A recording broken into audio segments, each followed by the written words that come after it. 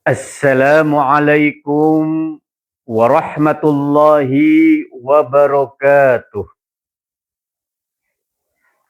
Alhamdulillahil azizil ghaffar, al-wahidil qahhar, mukawwirul laili 'alan nahar, tabsiratan liulil qulubi wal absar. Asyhadu an la ilaha illallah wahdahu la syarikalah. Lahul mulku wa lahul hamdu yahyi wa yumit wa huwa ala kulli syai'in qadir. Wa ashhadu anna Muhammadan abduhu wa rasuluh. Allahumma salli ala Sayyidina Muhammad wa ala ali Sayyidina Muhammad. Jamaah, para pemirsa, saudara dan saudariku ma'asyiral muslimin rahimakumullah. Rasulullah sallallahu alaihi wasallam menyampaikan kepada kita selaku umat Rasulullah, menceritakan pada zaman Bani Israel ada seorang ahli ibadah yang bernama Jurair. Hidupnya sepenuhnya adalah untuk ibadah. Tidak ada pekerjaan lain selain mengabdikan diri ibadah dan ibadah. Tidak pernah terpikir di antara siang dan malam sepenuhnya Jurair hanya untuk ibadah kepada Allah Subhanahu wa taala. Di satu waktu ibu Jurair yang ahli ibadah ini memanggil Jurair. Ya Jurair. Jurair mendengar tapi fokus kepada ibadah karena sedang melaksanakan ibadah. Jurair hanya mendengar, Jurair tapi fokus untuk ibadah. Ketiga kali ibu Jurair memanggil, ya Jurair, wahai Jurair. Tapi Jurair saking khusyuknya ibadah, lebih mendahulukan ibadah daripada memenuhi panggilan ibunya. Rasa kesal seorang ibu sehingga ibunya berkata, semoga mendapatkan ujian sebelum di akhir umurnya. Agak sedikit gondok dalam hati seorang ibu, karena seorang ibu memanggil anaknya, tapi lebih mendahulukan untuk ibadah daripada memenuhi panggilan ibunya. Di satu waktu dari ucapan ibunya ini, Allah Subhanahu wa taala menguji kepada Jurair bagaimana keimanan terhadap pribadi Jurair. Ada seorang perempuan yang hamil. Ini pada masa Bani Israel. Ada seorang perempuan yang hamil tapi belum ada bapaknya. Ketahuan seorang perempuan hamil tidak ada bapaknya, ribut, rame. Siapa yang menghamili? Siapa bapaknya? Beda di masyarakat kita. Konon katanya di masyarakat kita, kalau ada yang hamil duluan tanpa bapaknya, keren, hebat. Bahkan dipamerkan, dihajati, padahal kagak ada bapaknya. Pada masa Bani Israel ini rame. Mencari siapa bapaknya. Kok bisa terjadi hamil tanpa bapaknya? Ditanya seorang perempuan yang hamil ini, ya banat, wahai perempuan, siapa yang menghamili Anda? Jawab Jurair. Tanpa ada angin, tanpa ada tanda-tanda hujan, geledek pun terasa. Sungguh semua umat manusia, masyarakat sekitar kaget mendengar kalimat yang menghamili Jurer. Serasa tidak percaya tapi terjadi, diucapkan. Apakah iya atau tidak ini terjadi dan diucapkan. Ditanya lagi, siapa yang menghamili? Jurer. Betulkah yang menghamili Jurer? Iya, betul yang menghamili Jurer. Semua masyarakat percaya. Tidak sangka, tidak terduga, tidak terpikir Jurer ahli ibadah. Jurer yang sungguh sangat luar biasa hanya untuk ibadah. Ternyata diam-diam ya, kata masyarakat. Akhirnya majlisnya dihancurkan. Musolah tempat ibadah yang menyendiri pun dihancurkan. Jurer pun dia tarik saat sedang melaksanakan ibadah. Bahkan ada sebagian orang menyakiti terhadap Jurer. Tidak sangka Jurer ahli ibadah, tapi diam-diam ternyata menghamili anak orang. Akhirnya seorang alim ahli ibadah Jurer ini meminta, saya meminta waktu. Tunggu sebentar, kalaulah nanti ia melahirkan, panggil saya dan saya akan bertanya siapa anaknya. Tapi masyarakat kebanyakannya masih percaya bahwa yang menghamili itu adalah Jurer. Akhirnya begitu waktu tiba melahirkan, dipanggillah Jurer, dan Jurer mengambil wudhu sambil menyedot jempolnya dan bertanya kepada yang baru dilahirkan ini, man abuka, siapa bapakmu? Jadi Jurer ini bertanya kepada bayi yang baru dilahirkan. Man abuka, siapa bapakmu? Dengan tegas dan lantang, bayi ini menjawab, bapak saya pengembala kambing. Semua masyarakat terheran-heran. Oh, apa iya? Dan bagaimana anak baru lahir langsung dia bisa berbicara? Dan akhirnya seluruh masyarakat lebih mempercayai kepada Jurer daripada kepada ibunya. Dari kisah yang disampaikan Rasulullah Sallallahu Alaihi Wasallam yang terjadi pada Bani Israel, bahwa dalam kisah ini memberikan moral kepada kita.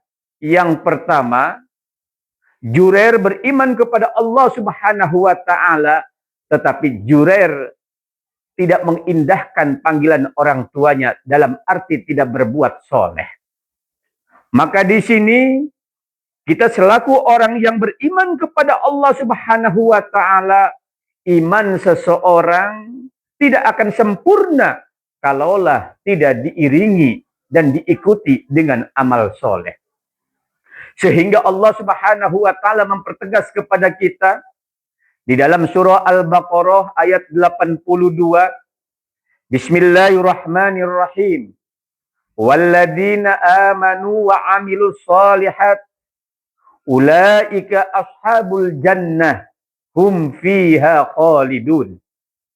Walladzina amanu wa amilus solihat, mereka semua yang beriman kepada Allah Subhanahu wa Ta'ala, wa amilus solihat, dan mereka semua yang beramal soleh, ulaika ashabul jannah, mereka semua orang yang beriman dan beramal soleh adalah golongan ahli surga. Hum fiha khalidun, mereka semua di dalam surga hidup kekal selama-lamanya, dan mereka hidup tidak ada kematian.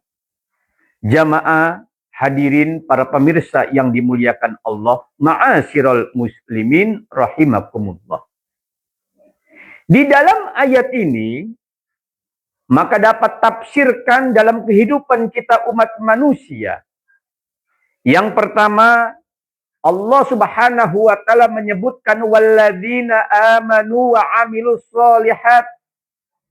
Mereka semua orang yang beriman kepada Allah Subhanahu wa Ta'ala dan beramal soleh. Di dalam ayat ini Allah Subhanahu wa taala menyebutkan kalimat amanu wa amilus solihat lebih dari 80 kalimat.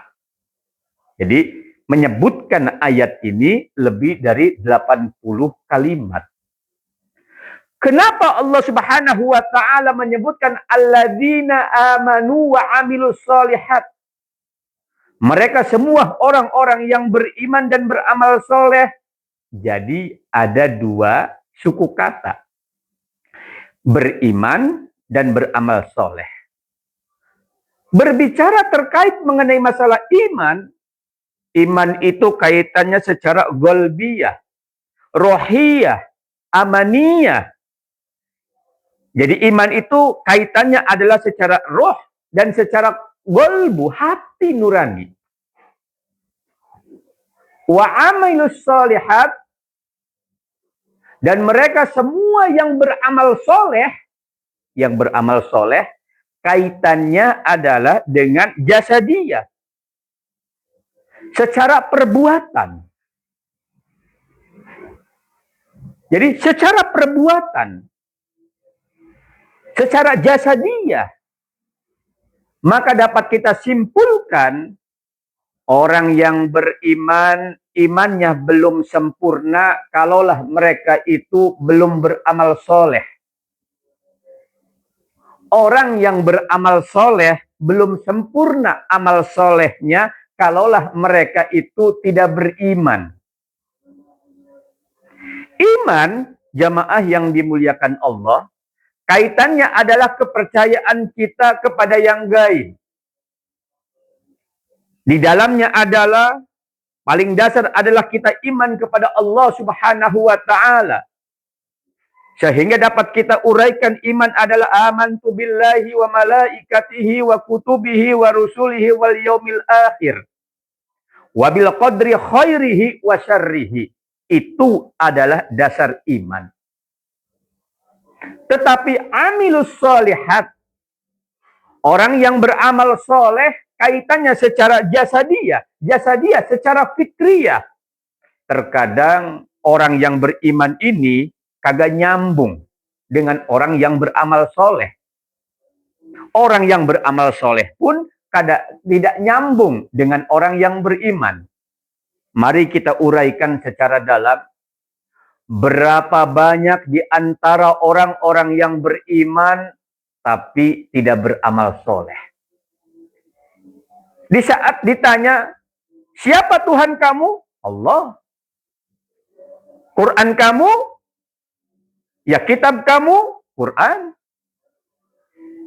Kiblat kamu? Ka'bah. Iman. Tapi ucapannya iman, hatinya beriman, tapi pada hakikatnya dia tidak beramal soleh.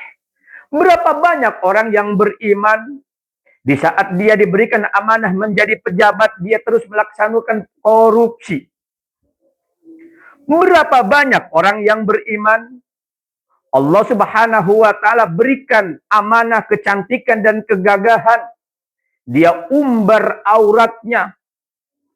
Jadikan aurat itu menjadi ajang untuk orang lain, dipertontonkan di hadapan orang lain. Apakah beriman? Beriman. Tapi kenapa dia beriman melakukan hal seperti itu? Ya, masalahnya tidak beramal soleh. Berapa banyak saudara-saudara kita yang mungkin dia iman kepada Allah Subhanahu wa ta'ala, tapi lebih percaya kepada hal-hal yang lain yang mistik. Lebih mendepankan sesuatu yang di luar ajaran agama Allah Subhanahu wa ta'ala. Apakah ia beriman? Beriman. Masalahnya adalah tidak beramal soleh. Sebaliknya, mari kita lihat saudara-saudara kita. Banyak di luar sana mereka beramal soleh. Sosialnya tinggi, tapi tidak beriman. Kalau kita pikirkan, banyak di antara saudara-saudara kita, mereka beramal soleh. Perhatian kepada satu di antara yang lain. Memberikan bantuan di antara satu sama yang lain. Dia berbuat baik, perhatian kepada yang lain, tetapi dia tidak beriman. Dasarnya adalah amal soleh. Kenapa di dalam ayat ini Allah Subhanahu wa Ta'ala menegaskan yang beramal soleh? Terkadang mereka banyak yang beramal, tapi amalnya bukan amal soleh. Amalnya adalah amal fikriyah, atau amalnya adalah amal hawaiyah. Kenapa amal fikriyah atau pula amal hawiyah? Ya, di saat mereka itu berbuat, bagaimana pemikiran mereka. Kalaulah memang satu pemikiran, ya pemikirannya itu. Jadi seolah-olah kebaikannya itu adalah sesuai dengan pemikiran. Kebenarannya, dasarnya adalah bukan solihat.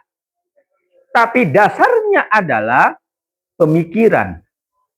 Ada pula mereka mungkin ya berbuat dengan amal baik. Berbuat dengan amal baik, dasarnya adalah hawa nafsu.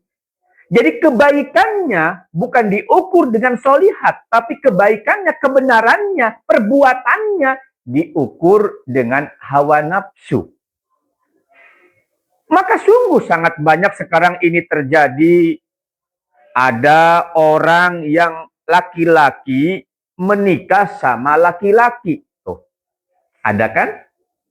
Kok bisa terjadi laki-laki menikah sama laki-laki? Mungkin dia berpikir kalau disalahkan jelas merasa benar. Masalahnya di mana? Dia merasa benar menurut pemikirannya, menurut hawa nafsunya. Ada pula ya mungkin orang berbuat di luar batas. Banyak sekali orang yang berbuat di luar batas. Menurut pribadinya benar. Ya, benar menurut pribadinya, menurut hawa nafsu. Lihat sekarang ini, banyak sekali orang yang melakukan menurut pribadinya benar, tetapi benar menurut pemikiran atau pula hawa nafsunya. Orang yang beriman dan orang yang beramal soleh, orang yang beramal bukan berarti soleh menurut pemikirannya, bukan berarti soleh menurut hawa nafsunya, tetapi soleh di sini adalah menurut ayat Allah Subhanahu wa Ta'ala. Soleh menurut kebenaran di hadapan Allah Subhanahu wa Ta'ala. Jamaah yang dimuliakan Allah, para pemirsa ma'asyiral muslimin rahimakumullah. Benar menurut hawa nafsu